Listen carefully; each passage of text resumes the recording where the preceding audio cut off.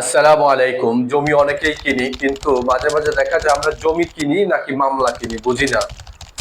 জমি কিনে অনেকেই আমরা জটিলতায় পড়ে যাই। জমি কেনার আগে আপনাকে অবশ্যই ভাই এই যে কাগজগুলো বললাম, উল্লেখ করলাম, এগুলো আপনাকে দেখে নিতে হবে। তিনটা স্টেপে আপনাকে জমি কেনার আগে একটা জমিকে দেখে নিতে হবে। আমরা দেখেন প্রথমে বলছি যে খতিয়ান। খতিয়ানটা আপনি CS, S A, R S, BS সবগুলো খতিয়ানের সেইন যেটা আছে সেইনটা দেখে নেবেন। যে যার থেকে আপনি জমিটি ক্রয় করতেছেন সে যদি বিএস মূলে জমির মালিক হয়ে থাকে তাহলে CS, S A, R S এগুলোর সেইন ঠিক আছে কিনা, কোনো চেইন ব্রেক হয়েছে কিনা, এই জিনিসটা আপনাকে দেখতে হবে। এরপরে দেখেন দলিল দেখতে হবে, কারণ দলিলে আপনি দেখবেন কি, দলিলে রেজিস্ট্রেশন নাম্বার দেখবেন, দলিল নাম্বার দেখবেন, দলিলটি কোন সাব রেজিস্ট্রি অফিসে রেজিস্ট্রেশন হয়েছে এটি দেখতে হবে। কারণ এরপরে দেখেন আপনি নামজারি দেখতে হবে, মিউটেশন হয়েছে কিনা, মিউটেশনটা কার নামে হয়েছে, যার থেকে কিনতেছেন আপনি ওই মালিকের নামে মিউটেশন হলো কিনা, জমিটা খারিজ হয়েছে কিনা এটা দেখতে হবে। এরপরে হালনাগাদ খাজনা রসিদটা দেখতে হবে, কারণ খাজনা রসিদের যদি আপনি দীর্ঘদিন যদি খাজনা না দেন সেখানে কিন্তু জমির সমস্যা হবে, এবং জমির সর্বশেষ যে খাজনা রসিদ সেটা আপনাকে দেখতে হবে। আর একটা হচ্ছে যদি সম্পত্তিটা ক্রয়কৃত সম্পত্তি না হয়, ওয়ারিশের সম্পত্তি হয়, তাহলে ওয়ারিশদের যে ওয়ারিশান মন্তনামা, ওয়ারিশান সনদ সেটা দেখতে হবে।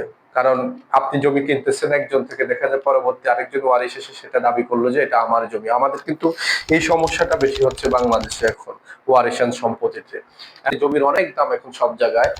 তো এত টাকার জমি যখন ক্রয় করবেন আপনাকে অবশ্যই এই তিনটা স্টেপ ফলো করা উচিত। এক নাম্বার হচ্ছে আপনি ক্রস চেক করবেন, মানে হচ্ছে কি, মানে হচ্ছে জমির মালিক যদি আপনাকে এই যে এই পাঁচটা কাগজ যে বললাম কাগজগুলা এগুলা যখন দিবে তখন আপনি দেখে দিবেন যে এগুলা ফটোকপি দিবে হয়তো বা, কিন্তু আপনি এগুলা মূল অফিসে গিয়ে আপনি চেক করে নেবেন, ক্রস চেক করে নেবেন, অর্থাৎ আপনি খতিয়ানটা যাচাই করবেন। যে রেজিস্ট্রি অফিসে গিয়ে কি করবেন, দলিল চেক করবেন যে দলিলটা ঠিক আছে কিনা, ওখানে গিয়ে আসল দলিলটা তল্লাশি দিবেন, এই নামজারিটা মালিকের নামে ঠিক আছে কিনা এটা সিলেট অফিসে গিয়ে চেক করে নেবেন, ক্রস চেক করে নেবেন।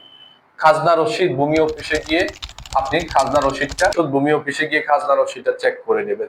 এরপরে আপনি এটা ওইগুলাকে সুন্দর করে সবগুলোকে আবার তল্লাশি দিবেন, সার্চ করবেন যে এগুলো সবগুলা যে কাগজপত্র দেওয়া হলো এগুলো সবগুলা ঠিক আছে কিনা। এর পরবর্তীতে আপনি পেন্টাগ্রাফ করবেন। পেন্টাগ্রাফ মানে হচ্ছে জমিটা সার্ভে করবেন, জমিটা সরাসরি ভূমিতে যাবেন, প্রয়োজনে একজন সার্ভেয়ার বা একজন অভিজ্ঞ আইনজীবীকে নিয়ে যাবেন, নিয়ে আপনি পুরো জমিটা যে দলিলে, খতিয়ানে অথবা আপনার যে খাজনা রসিদ বা নামজারিতে যেভাবে উল্লেখ আছে জমিটা কি আসলে সরজমিনে ঠিক আছে কিনা এটা মেপে ভালো, এই জমিটা পূর্বে কোথাও মর্গেজ দেওয়া আছে কিনা। হ্যাঁ, অনেকেই দেখা যায় বিভিন্ন লোন টোন, ঋণ তুলতে গিয়ে বিভিন্ন জায়গায় ব্যাংক সহ বিভিন্ন এনজিও বিভিন্ন জায়গাতে মর্গেজ দিয়ে থাকে। মর্গেজকৃত জমি কখনো ক্রয় করবেন না। এবং দেখবেন যে জমিটা পূর্বে আবার কোনো কাউকে হেবা করে দেওয়া হয়েছে কিনা। অনেক সময় দেখা যায় জমির মালিকরা তারা বউ ছেলে মেয়েদের নামে হেবা দলিল করে রাখে, জমি দিয়ে দেয়, আগে হেবা দলিল করে দেয়, তখন দেখা যায় যে আপনার কাছে আবার বিক্রি করলো, পূর্বে একবার সন্তানদের নামে বা অন্য কারো কাছে, বা অনেক সময় দেখা যায় অন্য কারো কাছে বিক্রি করে আবার আপনার কাছে বিক্রি করে। বাংলাদেশে এই প্রতারণা গুলো অ্যাভেলেবেল হচ্ছে, কিন্তু তখন কিন্তু আপনি ঠকে যাবেন।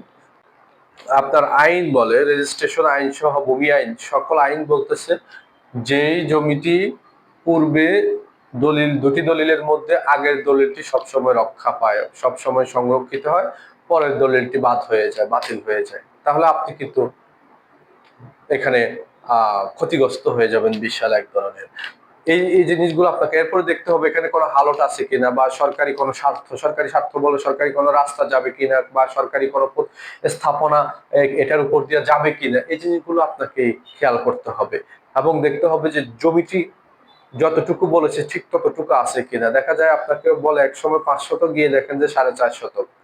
এই জিনিসগুলো ভালোভাবে যাচাই বাছাই করে জমি কিনবেন। এবং সবচেয়ে ভালো হয় আপনি যখন জমিটা, কোনো জমি আমরা এখন বায়না করে জমি কিনি, বায়না করার পরে ওই জমিটাতে একটা বায়না সূত্রে একটা সাইনবোর্ড লাগাই দিবেন যে এই জমিটি বায়না সূত্রে অমুক অমুক কিনেছে, এবং তফসিলটা সুন্দরভাবে উল্লেখ করে দিবেন সর্বশেষ কথা হচ্ছে দলিল যখন আপনি সবকিছু গোছায় নিয়ে আসবেন, দলিল যখন লিখবেন, তখন কিন্তু একজন ভালো দক্ষ আইনজীবী অথবা ভালো একজন দলিল লেখক দিয়ে লেখাবেন।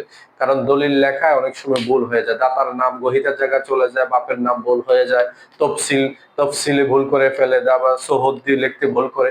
এই জায়গাগুলো যদি একবার ভুল হয়, এটা কারেকশন করা কিন্তু অনেক কঠিন, অনেক সময় সাপেক্ষ বিষয়, খুব বিরক্তকর একটা বিষয়। সুতরাং দলিল লিখবেন যে ভালো একজন অভিজ্ঞ দলিল লেখক দিয়ে। আসসালামু আলাইকুম।